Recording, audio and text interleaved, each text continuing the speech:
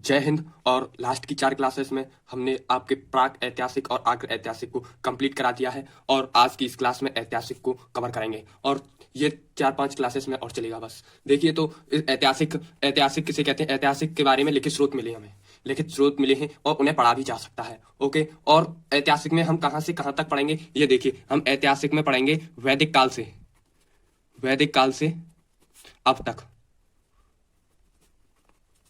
अब तक पढ़ेंगे। तो ऐतिहासिक काल को विभाजित किया गया है, तो देखिए वो कैसे विभाजित किया गया है ऐतिहासिक काल को। तो ऐतिहासिक काल को 3 कालों में विभाजित किया गया है। एक पुरातात्विक और दूसरा है विदेशी यात्रा और तीसरा है साहित्य। अब पुरातात्विक को भी 2 भागों में विभाजित किया गया है। पहला है सिक्के, इसे हम 2 भागों में पढ़ेंगे। पहला है सिक्के, जो सिक्कों के आविष्कार किसने किया है, किसने नहीं किया और कौन से काल में चले थे। तो सिक्कों को हम वहां पढ़ेंगे और अभिलेख को। लेकिन बता दूं आपको, अभिलेख को हम पीछे पढ़ाएंगे, लेकिन अगर पहले पढ़ा दिया अभिलेख तो आपको पता नहीं चलेगा कि क्या पढ़ाया जा रहा है। और विदेशी यात्रा तो छोटा सा चैप्टर है, उसे एक दिन में कवर कर देंगे। और साहित्य को 2 पार्टों में बांटा गया है। एक साहित्य को 2 पार्टों में बांटा गया है, एक तो धार्मिक और दूसरा गैर धार्मिक। गैर धार्मिक। और अब यहां से धार्मिक को 2 भागों में बांटा गया है। एक में है ब्राह्मण और दूसरे में है गैर ब्राह्मण। तो ब्राह्मण गैर ब्राह्मणों को भी 2 भागों में बांटा गया है। गैर ब्राह्मणों को भी 2 भागों में बांटा गया है, जैन और बौद्ध। जैन धर्म और बौद्ध धर्म आपको आगे पढ़ाया जाएगा। और ब्राह्मण को तो भाई साहब 6 भागों में बांटा गया है। 6 भागों में बांटा गया है। देखिए, वेद, ऋग्वेद और वेदांग, पुराण और उपनिषद, महाकाव्य, इन 6 पार्टों में बांटा गया है। 6 पार्टों में बांटा गया है। तो कुछ इस प्रकार से बांटा गया है। देखिए, ऐतिहासिक काल को पुरातात्विक, विदेशी यात्रा और साहित्य। पुरातात्विक को 2 भागों में बांटा गया है, सिक्के और अभिलेख। और साहित्य को 2 भागों में बांटा गया था, धार्मिक और गैर धार्मिक।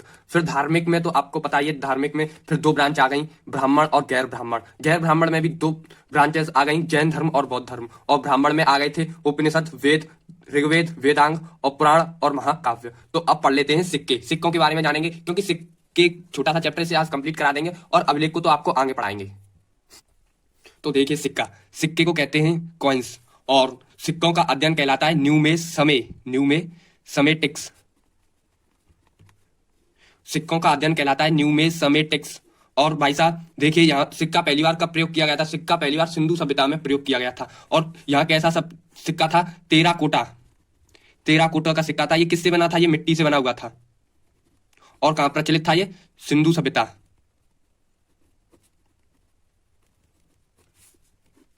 अब पंचमार्क, पड़ और आहत, ये पड़ है, ये पड़ चांदी कहते हैं। पंचमार्क, पड़ चांदी और आहत का सिक्का भाई साहब मौर्य काल में बनाया गया था, या फिर ये कह सकते हैं प्रचलित था। मौर्य काल में प्रचलित था।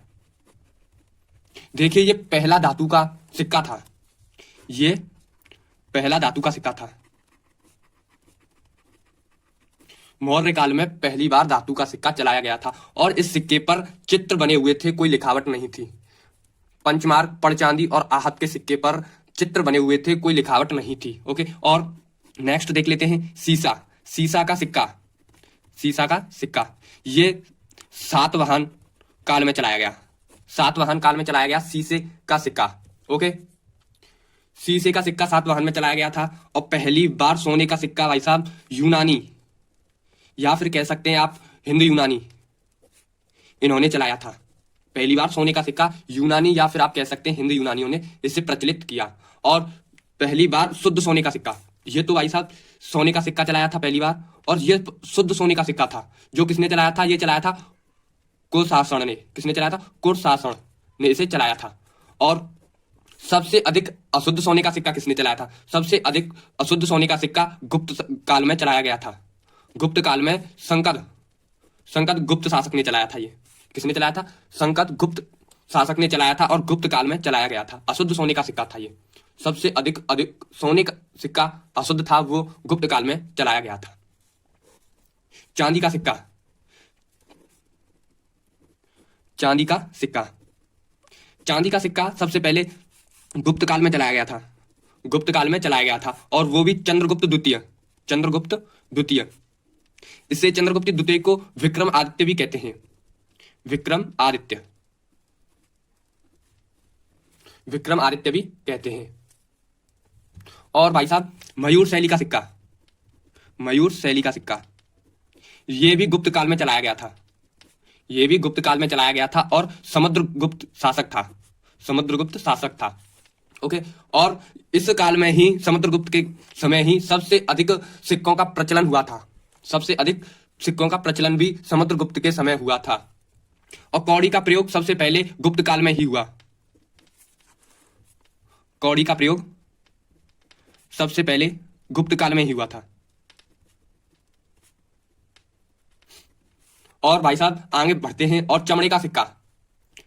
चमड़े का सिक्का। चमड़े का सिक्का हुमायूं ने चलाया था, या फिर ये कह सकते हैं हुमायूं के शासन में शिहाबुद्दीन ने चलाया था। शिहाबुद्दीन ने चलाया था। ऑप्शन में दोनों आ जाते हैं, इसलिए मैंने दोनों लिखा दिया है कि चमड़े का सिक्का हुमायूं के शासनकाल में शिहाबुद्दीन ने चलाया। ओके। अब रुपया, सबसे पहले रुपया किसने चलाया? रुपया चलाया था शेरशाह सूरी ने। किसने चलाया था? शेरशाह सूरी ने। रुपया सबसे पहले शेरशाह सूरी ने चलाया था और दाम भी शेरशाह सूरी ने चलाया था। और सोने की असीफ भी शेरशाह सूरी ने चलाई। और इन सभी का लिंक डिस्क्रिप्शन में है टेलीग्राम ग्रुप का, वहां जाकर आप जुड़ सकते हो। टेलीग्राम चैनल से जुड़कर हमारे पर वहां पर पीडीएफ डाल दिया जाता है। आपकी हर क्लास का नाम भी लिख दिया जाता है। आपको क्या करना है, अगर आपको पीडीएफ नहीं मिल रहा है तो वहां टेलीग्राम ग्रुप में जाकर सर्च करना है एपिक क्लासेस।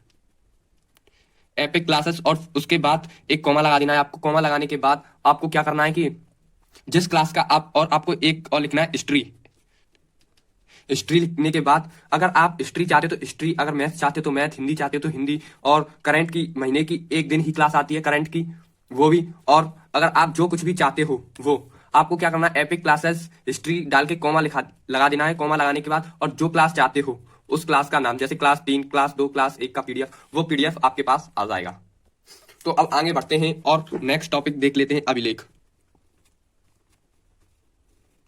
अभिलेख। तो देखिए अभिलेख किसे कहते हैं? अभिलेख कहते हैं पत्थरों को खोदकर लिखना अभिलेख कहलाता है। पत्थरों को खोदकर लिखना अभिलेख कहलाता है। और छोटे पत्थरों पर लिखना शिलालेख कहलाता है। छोटे पत्थरों पर लिखना क्या कहलाता है? शिलालेख। शिलालेख कहलाता है। और स्तंभ के सामने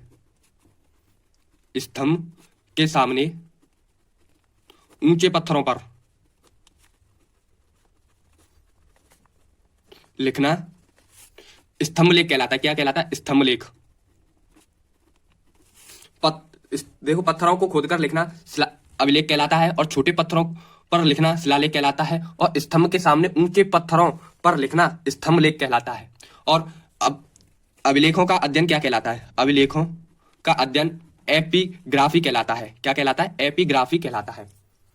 अभिलेखों का अध्ययन एपिग्राफी कहलाता है। दुनिया में पहली बार अभिलेखों का प्रयोग किसने किया? तो वो किया था ईरान के शासक थे डेरियस। कौन थे? डेरियस। ईरान के शासक थे डेरियस। इन्होंने पहली बार प्रयोग किया अभिलेखों का। पहली बार प्रयोग किसने किया? डेरियस ने किया। और भारत में पहली बार प्रयोग किसने किया? भारत में पहली बार अभिलेखों का प्रयोग अशोक ने किया। किसने किया? अशोक ने किया।